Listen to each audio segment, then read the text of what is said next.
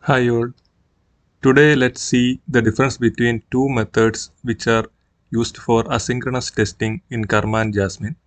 One is the waitForAsync and other is the fakeAsync.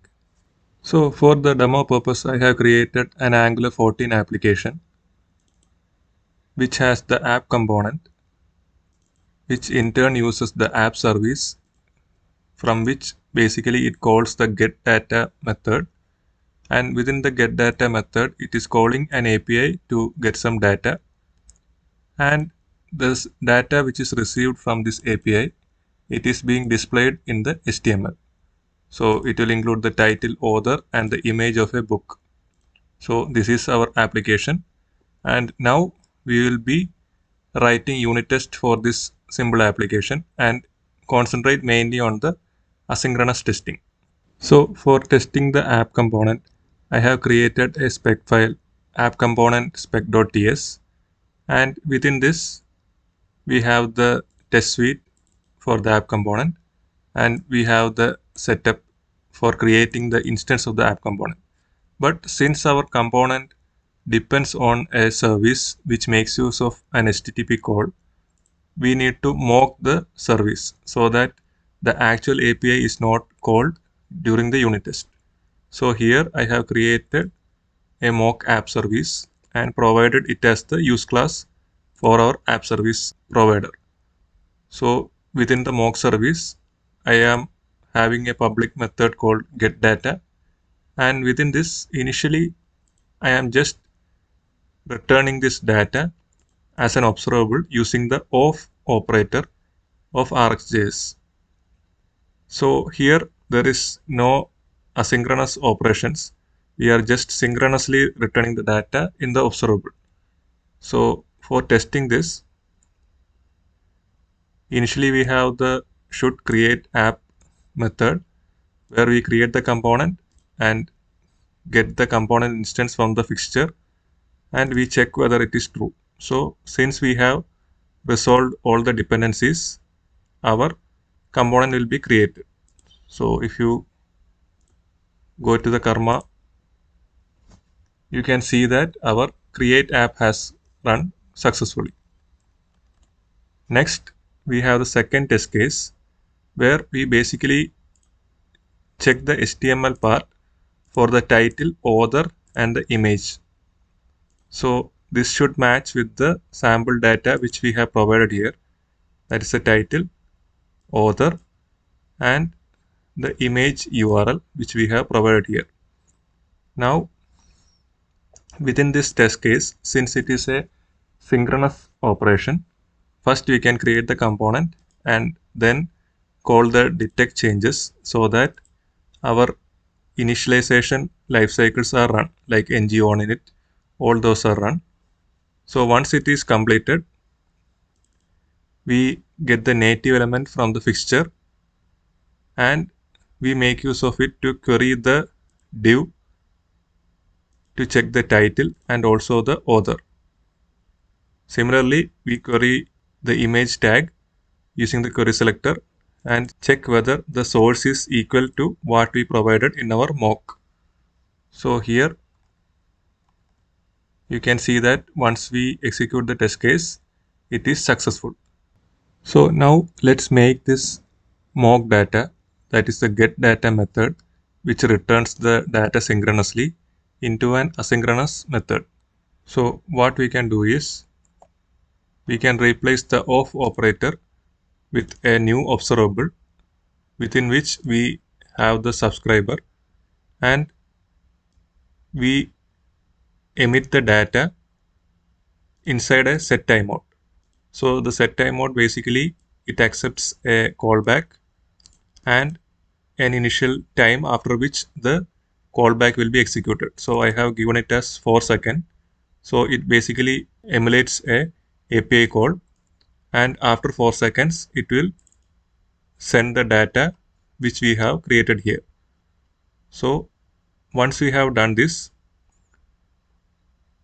our initial test case which supported the synchronous way of handling the data, it will fail and it will show that the query which we are doing here using the query selector, it basically returns a null and you cannot access the text content of null.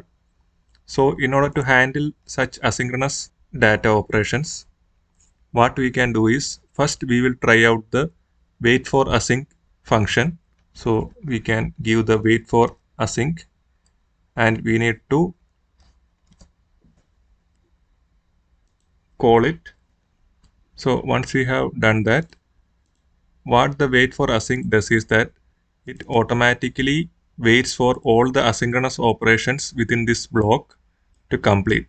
So once we run the chain detection, our service will be called to get the get data, and since we are using a set timeout which is an asynchronous operator with 4 seconds delay, once it completes, then automatically the wait for async will take care of the remaining code.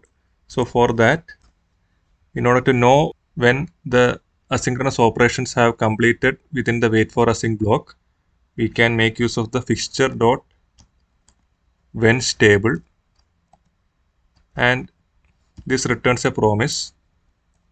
So once all the operations are completed, this particular then block will be executed. So what we can do is we can move these expect statements or assertions to within the when stable block. And since we are trying to read the HTML, we need to call the fixture dot detect changes, since after the asynchronous operations, the HTML or the DOM won't be updated. So once we call this, we will be able to query our required text as well as the image tag. And one more thing we can do is we can just rename our test case to include waitForAsync. So now you saw that actually when we refresh or reload our test cases,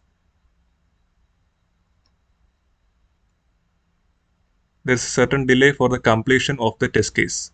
So this delay is actually the time delay which we gave in our asynchronous operator, that is set timeout. We gave the time as 4 seconds.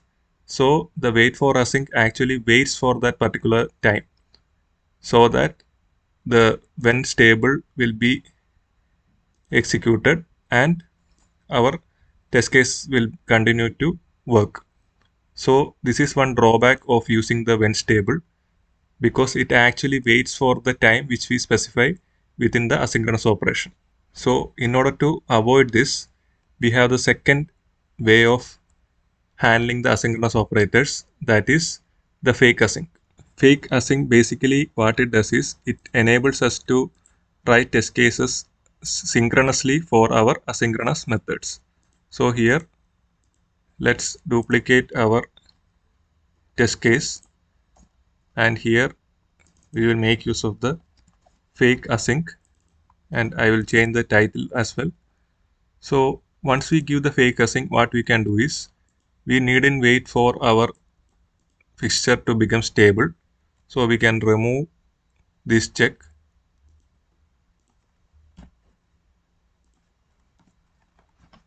and what we can do is, since we need to wait for 4 seconds, since we know that we need to wait for 4 seconds, what we can do is we can pass the time into the tick function, which basically simulates a passage of time, that is 4 seconds, and we need not wait for the actual 4 seconds to complete. So once we have done this, when we run our test case, let us skip our waitForAsync so that we can see whether there is a delay or not. So once we exit, when we refresh, you can see that immediately our test case is completed and it does not actually wait for the 4 seconds delay which we provided within our mock data. So this is one advantage of using the fakeAsync. But here, since we gave the actual delay, we know how much time we need to wait. But in certain cases, we might not know what time we need to wait. So for that purpose, we have something called the flush function. This also does the same thing. Instead of accepting particular amount of time, we can just call the flush function and it automatically handles the completion of the asynchronous operations. So once it is done, we can call the detect changes and again our test case will work as previously. So hope you are able to get an idea about the two operators waitForAsync and fakeAsync and how they differ in their behavior. See you soon. Thank you.